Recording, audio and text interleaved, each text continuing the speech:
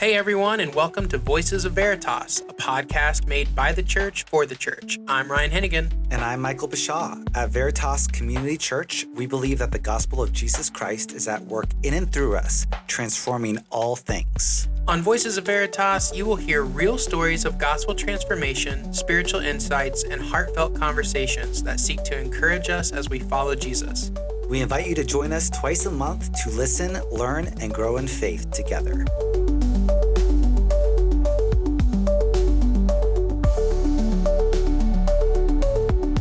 Hello, everyone, and welcome to the Voices of Veritas podcast. I am your host, Ryan Hennigan, and unfortunately, I am flying solo today. My co-host, Michael Bashaw, is a little under the weather, so he's in our thoughts for sure. But I'm really excited today because one of the things that some of our longer time listeners might be familiar with is that we here on the Voices of Veritas love to not only highlight specific parts of the life of the church, but also whom Veritas partners with, the different people, the different missionaries and ministries, and how those different partnerships work. And a big part of that is an organization called She Has a Name. Personally, ever since this podcast was originally talked about amongst church leadership, this is one of the episodes I really wanted to get to. So I have joining me today the Executive Director of She Has a Name, Courtney Schmackers. Did I say that right? Courtney Schmackers. Schmackers. Okay, sorry about that. You say it how Pastor Brad says it, so that's okay. Perfect. Courtney, why don't you tell us a little bit about yourself? So, as you mentioned, I'm Executive Director. She's a Name. I've been in that role since we launched as our own nonprofit in 2018. But before that, I was Development Director, and I was actually a staff member at Veritas, Fort North, because at the time, She Has a Name was just a ministry of the church. So now I still live in the Columbus area. I'm married. I have one kiddo. Are you originally from Columbus? No, I came here for school and then just stayed put. Okay. What did you study in school? My degree is in electronic media film, Spanish, and journalism. Wow. It seems like a pretty broad degree. Yes. I thought I would be broadcasting the news somewhere in Latin America. Oh, really? Okay. Yes. Anywhere in particular you wanted to land? No.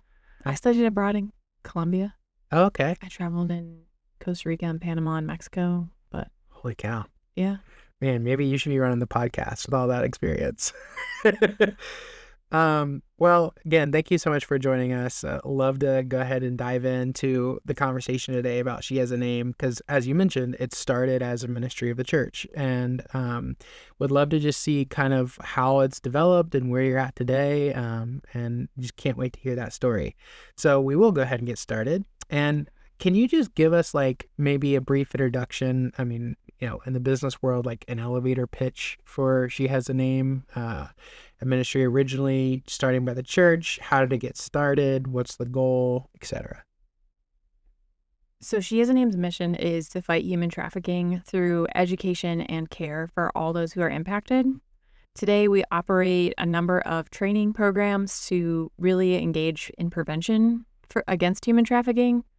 And then we care for survivors and solicitors, those who've purchased sex, through some advanced care programs. So it's easy to think about us as kind of bookends to the human trafficking realm, where we're not in the trenches in crisis mode, getting people immediately out of crisis, but we are there to prevent it, hopefully from ever starting on one end, and then to care for survivors by supporting them with scholarships once they're kind of out in the recovery space. Okay, that's interesting. And how did the organization kind of decide to be the bookends rather than kind of in the middle?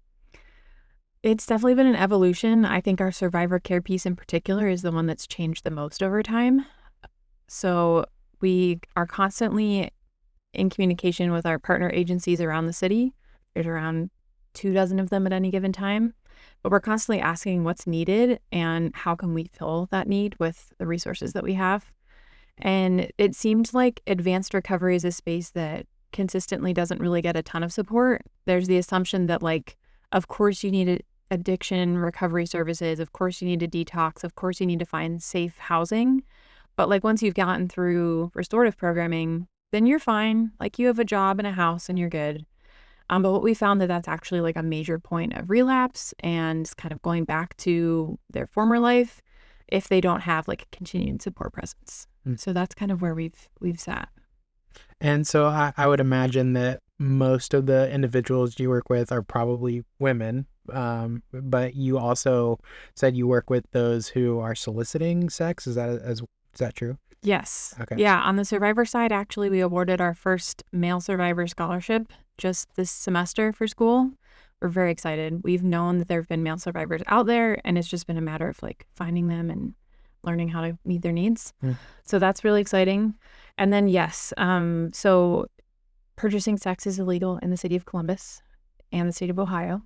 When you get arrested in Columbus and Franklin County, you actually come to, it's called the Solicitor Education Program, which we actually host at Veritas Tri-City. And that's a one-day class where everyone comes in to talk about personal accountability, childhood trauma, relationships, sexual health matters, and they really leave with the invitation to consider a different pathway than what led them into the room. Because we know that we're never actually going to end human trafficking if we're only caring for victims and survivors when they come out. So we care very deeply for the restorative piece to extend towards buyers who maybe are struggling with similar histories of trauma that survivors have. Okay.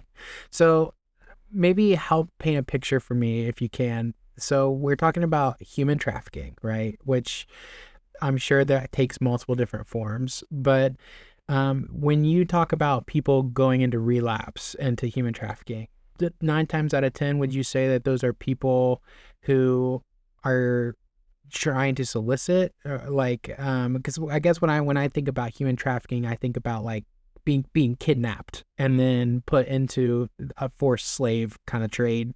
That's definitely out there, but that's not really a choice. So I guess when I hear you say relapse, I think less that and more something else. Is that accurate, or how would you describe the difference? You bring up a very common understanding of human trafficking. Okay.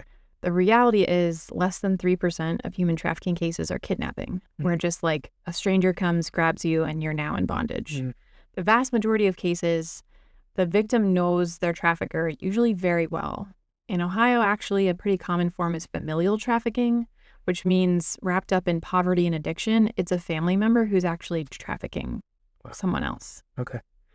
Other than that, the other forms it's typically looks like a romantic relationship or like kind of an older brother, older sister, mom, dad figure that victim never had that really exploits that vulnerability of, oh, I see that you're a runaway teenager, or I see that you're an addicted single parent, or I see that you're trying to provide for family in another country. I can help you meet that need if you just do these things for me. Sure. And it becomes a lot more wrapped up in like the fraud and coercion piece. So that then when I mention relapse, it's because like that's often a very intimate relationship that they've left, and it's someone who knows them well, and they know it's a way to get their needs met, unfortunately. So sometimes when the pressures of trying to be stable and on your own kind of pile up, that can be what you turn to. It's what you're familiar with. That makes a lot of sense. I appreciate you elaborating on that because, I mean, I think everybody probably has something built up in their head about what this looks like. And with you kind of being boots on the ground, I think adding some clarity is definitely helpful. Let's kind of start at the beginning. What caused She Has a Name to be a particular ministry focus in Columbus in particular? So I want to start by saying I'm not the founder. I came into the organization about 6 years after it started. So this is folklore to me. Okay. But the story goes, there were a few moms here at Veritas that were really concerned for their kids in particular. They had heard about human trafficking. They didn't really know too much about it. And their hearts just broke thinking not only this could be something that could happen to my kid, but that this is something happening to other moms' kids. So it started with just the name and the logo, and they started putting that on shirts and raising awareness.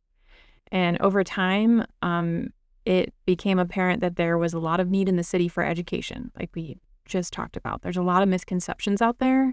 There's a lot of bad information or misinformation. So that was kind of when I joined the team around 2013, 14, 15. We developed our Human Trafficking 101 curriculum. And at the time we were we still are. We're just a bunch of nerds who just researched everything that was available in case studies, from our anecdotal experience, from interviewing partners who were on the ground. And still to this day, every year we are renewing that curriculum to make sure it's up to date, because we really found a need for that within the body of believers in responding to the injustice of human trafficking from a biblical and spiritual lens. But also out in the community, we met really great organizations doing really great work who didn't have the time to train every volunteer who came in. So that kind of became a partnership opportunity where we saw the need was to educate the community for the sake of really equipping the body to respond and care for those who are really vulnerable and broken. Do you have any data on the city itself? I don't even know if there's a figure like that. How many people are estimated to be in the human trafficking cycle? Yeah, it's super hard to pinpoint because so many victims have no idea that's what they are, or they aren't in a safe enough place to raise their hand to be counted in a study. But we usually go off of reports through the National Trafficking Hotline as an indicator. And that always puts Ohio in the top 5, or I think right now we're 6th in the country for cases reported. And Columbus is always in the top 25 cities in the country for cases of human trafficking, which goes both ways. Yes, there's human trafficking here, absolutely. And also people who know what human trafficking is and know the hotline is there and make cases. But I think it's still worth noting, in the city of Columbus and the metropolitan area, we see human trafficking taking the form of street prostitution, which is what most people think of in areas like the Linden neighborhood and the South Side and the Livingston corridor through Whitehall and Sullivan Avenue on the West Side. But it's also escort services and things happening in hotels around the city. It's also labor trafficking, which we haven't touched on too much in this conversation, but labor trafficking is definitely thriving, especially among our immigrant, refugee, asylum-seeking populations that come here for opportunity and then have that taken advantage of. And then getting into more of the rural areas, you see a lot more of the familial trafficking wrapped up with poverty and addiction. So it's very prevalent. It takes on a lot of different faces here in the city. Just we have a pretty diverse Midwestern city here that a lot of businesses find advantageous for hosting their corporation heads and things like that. Also makes it a good business opportunity for traffickers, unfortunately. Can you talk to me a little bit about the other 2 types of trafficking? If you walk through our Human Trafficking 101, we're going to spend equal amounts of time on labor trafficking and sex trafficking. Sex trafficking tends to get a lot more airtime and resources and research because I think it's easier to identify and more simple to as simple as healing from recovery addiction in a lifetime of trauma can be. It's a lot easier, legally speaking, than labor trafficking to kind of identify someone and get them the help they need in a fairly straightforward manner. But labor trafficking is looking like someone that's working through forced fraud or coercion, getting paid nothing or next to nothing, or maybe they're getting paid, but they have to pay their employer for housing or food or other things. So they essentially end up not making any money. It's often tied up in the biggest pressure point in Columbus is the threat of deportation, where you're not entirely legal to be here. And the moment that you try to go to law enforcement you're going to be shipped back to where you came from. And just using that to manipulate people who otherwise actually have rights. There's a lot of protections in the legal system to say once you step forward as a victim of trafficking, you have protections in place to keep you here safely in the country and help you to legally stay here. But it's overcoming that fear of consequence and fear of the unknown and just not knowing that leaves people really stuck where they are. You mentioned trying to do this through a biblical worldview. So can you kind of talk a little bit more about how that is integrated into your guys' mission? Yeah, so it definitely came out of a understanding of the gospel call to love the oppressed and to fight for justice. But then once we became our own nonprofit and split from the church, one of the reasons that we split was because we wanted to become a non-religious entity. And the reason for that was a lot of things, but one of them was that so many services for survivors are explicitly Christian, that conversion and baptism are part of even receiving services for care. And we felt that that was almost sometimes used as a coercion in and of itself. If you get baptized, then you can get into this safe house with all these lovely resources. So we wanted to be intentional and like not coercing faith and spiritual practice as part of like healing. And another part was just there were so many other players in the city who weren't really engaged in the human trafficking movement because they weren't identifying as Christian or didn't belong to a church. And so making it as a more welcoming space. So today we're not a religious 501c3. Okay. However, because of our roots, we understand that if we only seek physical healing for someone and don't address the spiritual realm, there's still a warfare that's being waged there in a really tangible ways for the people we serve. So we do have for survivors 2 different Bible studies, spiritual support groups. One that we partner with Lower Lights Recovery that's managed by Chroma Church that has She Is a Name volunteers. So it's just this really beautiful like partnership to provide a bi-weekly study for ladies that are like 1 week to 3 months sober, just coming out of the life, just coming off the streets. And then we have a second spiritual support group that's called the Thrivers Group, and that's for survivors in very advanced recovery. Most of them have jobs, they're reunited with their family, they usually are leaders in their community or at work. And so this is a different space that really pours really deeply into their spiritual health and allows them to kind of take off their leadership hats and just be poured into. And both of those groups have been going on for years and years, and we've seen some really amazing relationships to be formed and transformation in making sure that we're caring for the whole person. That's amazing. I don't know how much you can share or if you have a story to share, but out of all those years of doing that, is there any particular like quote unquote success story that comes to mind? I always like put a pin in the word success because I've seen so many survivors that have been labeled successful and then relapse and even pass away from overdose. So I think of it more in the lens of transformation, which I think we have a lot of framework for in the gospel, right? You were on a certain path and then that path got interrupted. And what does this new path look like for you? And for a lot of the survivors, it's honestly the things that don't happen that are worth celebrating as much as the things that do. So it's the fact that they are able to stay with their kids and their grandkids and that those families aren't broken. That's a point of transformation. It's that they are staying sober and have a community around them, that they're not relapsing. That's a point of success, if you will. But just how they're able to articulate their sense of self-worth and their confidence that I think strikes me the most deeply. Because that often is a very powerful indicator of not going back to their former life or the worst thing that's happened to them, is that suddenly they realize that someone values them as a human, like made in the image of God, and cares deeply for them where they are, that they're shown grace and mercy that can be so transformational in terms of staying on a path towards recovery and healing. Yeah, I love how you said that. The idea of transformation and how we have like very much a blueprint for that in the gospel. And here at Veritas, we call it our Imago Dei ministries, right? Just this idea that every person is made in God's image. And the fact that you guys are living that out in your mission, I think is very, very cool. So I would have to imagine just practically, you guys probably have a lot of interaction with law enforcement or other types of, like you mentioned, potential survivors having drug use or history of drug use. So, I mean, I'm sure you guys are all kinds of partnerships with different parts of the city. Is that accurate? Absolutely. Yeah. It used to be one of, like, we would say we're addressing human trafficking through education, collaboration, and care. And then we realized that collaboration was literally just everything we were doing. So now it's deeply part of our ethos and how we do what we do. Yes, absolutely. That's a main theme of our training, actually, is to leave with people knowing there's no single person or organization that can holistically heal anyone.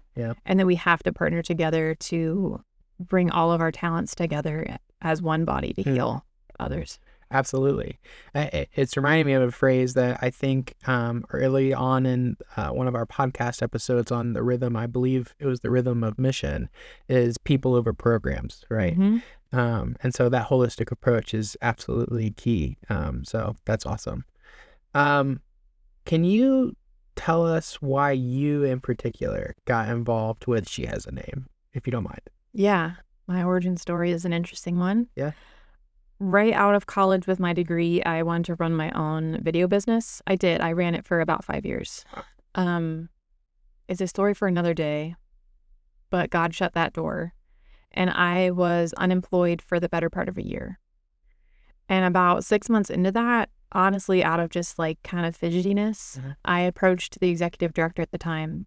At the time, it was also, it's Amy Gingrich, the director of Veritas, Mercy and Justice at the time, and said, like, I'm bored. So just like, if you can use me in any way, like, I'm here. And she said, well, I'm like kind of pulling together a communications team for the ministry. Would you like to join? And just like making that seat at the table for me was just such a warm welcome, because before that, I assumed if I wanted to join the human trafficking movement, I would have to like work with survivors in crisis, go out at nighttime and like find people in their darkest moments. And that was not a skill set that I had, but communications I can do. So actually, when I first got started as a volunteer, we rebranded the organization just to better match image-wise how we were responding to human trafficking. I started with event photography and videography, which was very much in my wheelhouse. So I started where I was very comfortable. And then within a few months, Amy said, like, you're too good at this. Can you come on staff, please? And so I joined the staff team in June of 2016 as development director, which at the time was like very creating an organization development kind of work, where like, because it was a ministry of the church and there was like 1/3 of one staff person who kind of worried about this whole beast, there was like voicemails that needed answered and an email inbox that needed, organized, and just kind of creating structure. But from there, I'm very passionate about public speaking and education. And so that was kind of where I got plugged in next. It just keeps snowballing. Well, it's amazing how God definitely uses your skills as an in and the boldness that you had to just kind of approach Amy at the time and say, can you use me? I mean, that we see that all in scripture for sure, when people approach God or when he puts something on their hearts and they just say, here I am, what can we do? So I'm glad that you decided to do that. So you've already kind of addressed this a little bit, especially, since She Has a Name is not necessarily a religious institution or religious nonprofit. But what are some ways that the corporate body of Veritas connects with She Has a Name? How do we support you? What does that relationship look like? Great question to ask. So one very practical need is that our offices are housed in the Veritas Short North building. That's something that wasn't given up when we split, into our own nonprofit. And that's been a huge gift to not have the cost and maintenance of a physical space. So that's a very practical way. Veritas has always sent volunteers to serve in our organization. It's also hosting event space and training space for the community to come in. Giving financially and supporting the mission with dollars is a huge gift. And finally, just covering our staff and our programs and our people in prayer has been incredibly sustaining, equally as much as physical space and financial resources. Yeah, that's awesome. What does volunteering look like? What can somebody expect if they were to say, hey, I'm interested, how could I help?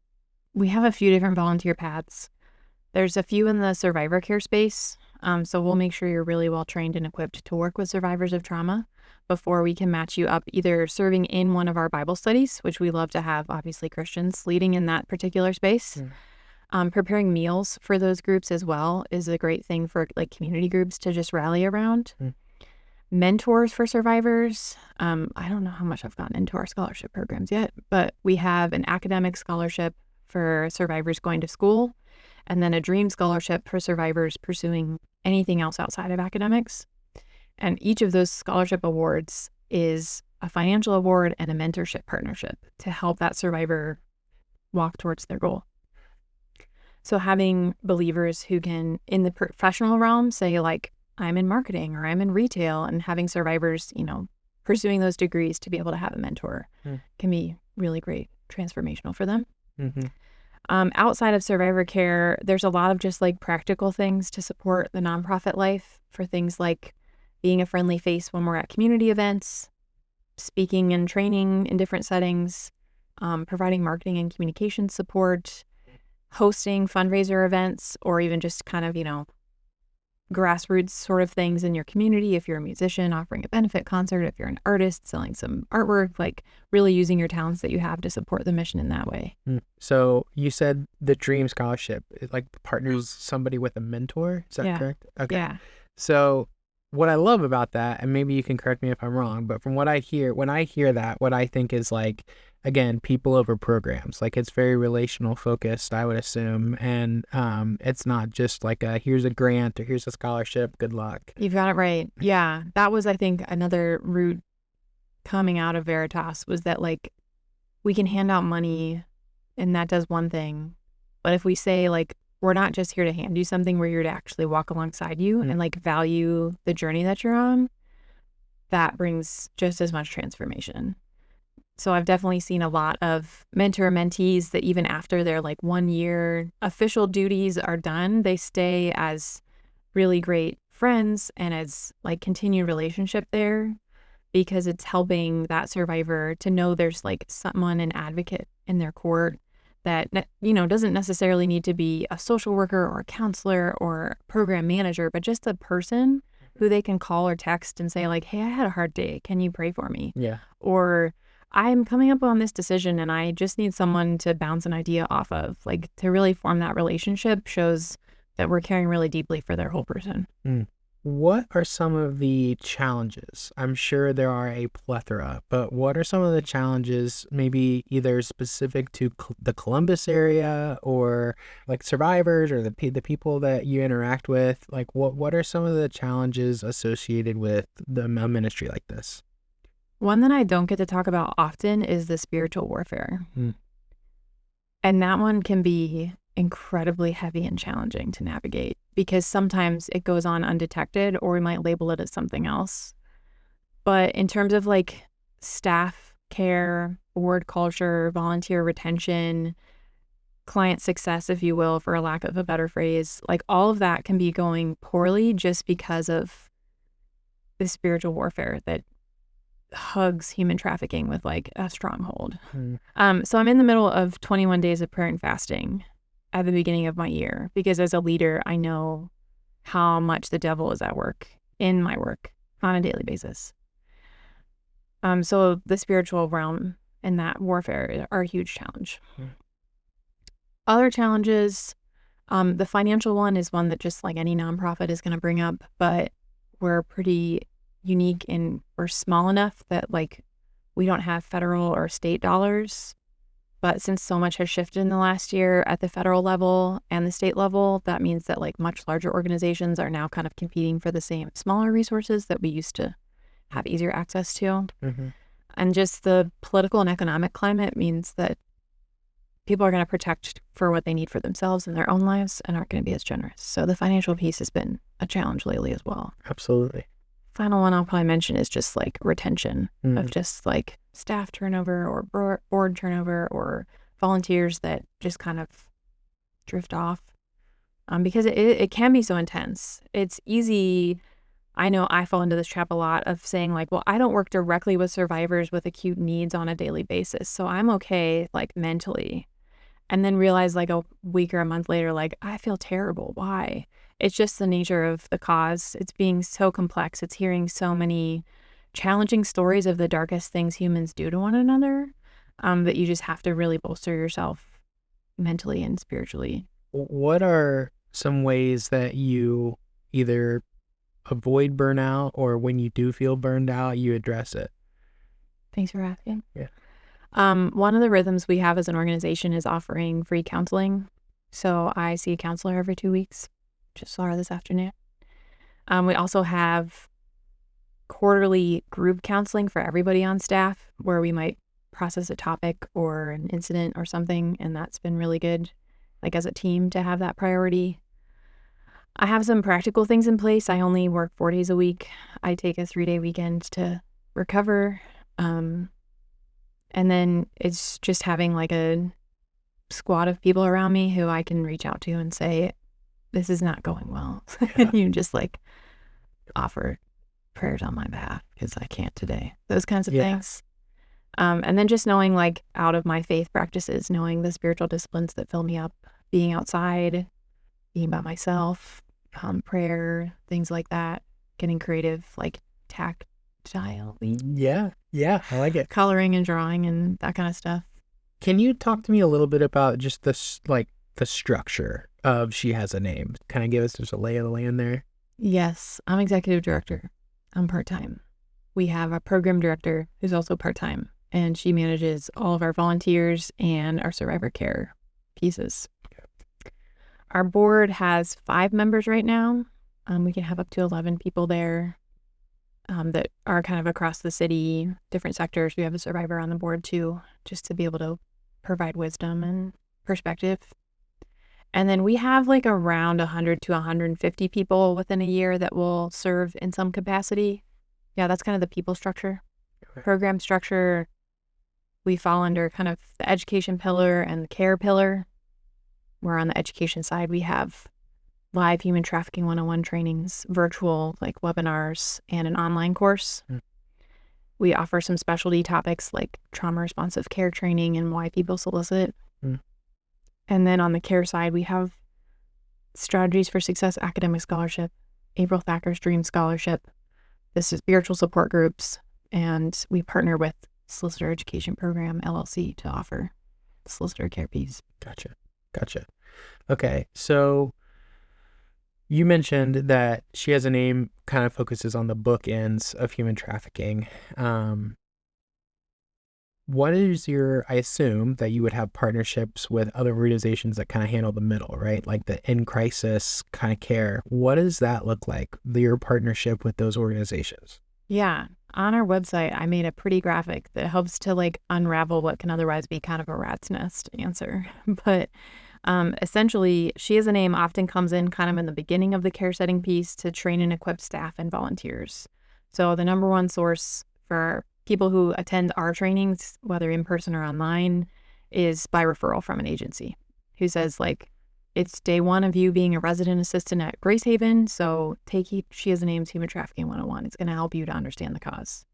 So we're kind of equipping people to serve. And then we work with the Central Ohio Region Restore Coalition, which is like around 200 agencies that meet once a month to just collaborate. We work with the Attorney General's Office Human Trafficking Initiative, the Governor's Task Force on Human Trafficking on kind of those statewide level platforms. And then we just like have really close relationships, like I mentioned, with about 24 agencies here in Columbus that meet some of those needs, so that practically it looks like She Has a Name comes up really highly on a Google search for like human trafficking resources. So I'll get a call from someone who says, I need somewhere safe to be tonight. I don't do that at She Has a Name, but I can give you a very warm lead to the Freedom Collective, who operates a 24-hour hotline with a safe house in Fairfield County. Once that survivor gets in there, then we partner with Her Song that offers long-term programming. And once the survivor graduates from there, many of graduates from local programs end up being scholarship applicants for our scholarship programs. Okay. Wow, it's a vast network, right? It takes a village for sure. I don't want to put you too on the spot, but something, I mean, I work in public policy for a living, and I find, that kind of those facts and figures, that data, how to create a better wheel, how to solve this puzzle. I find that fascinating. And so I listen to a lot of different social data, a lot of different demographic data.